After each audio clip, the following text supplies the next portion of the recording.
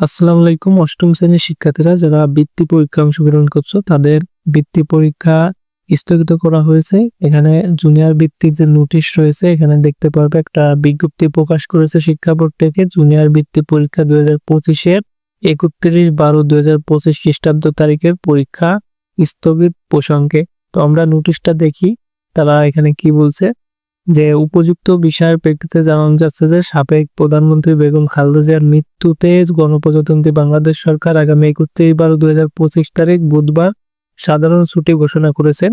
এমত অবস্থায় চলমান জুনিয়র বৃত্তি পরীক্ষা 2025-এর সময়সূচি অনুযায়ী আগামী 31/12/2025 তারিখে নির্ধারিত পরীক্ষা স্থগিত করা হলো। স্থগিতকৃত পরীক্ষা আগামী 5/1/2026 তারিখ সোমবার যথাসময়ে অনুষ্ঠিত হবে। অর্থাৎ 31 তারিখের যে পরীক্ষাটি সে পরীক্ষাটি স্থগিত করা হয়েছে এবং এই পরীক্ষাটি হচ্ছে আগামী 5/1/2026 তারিখে অনুষ্ঠিত হবে সোমবারে। তো এই ছিল আমাদের কাছে ছোট্ট একটা আপডেট। ভিডিওটি ভালো লাগলে অবশ্যই একটা লাইক দিবে এবং বন্ধুদের মাঝে শেয়ার করবে।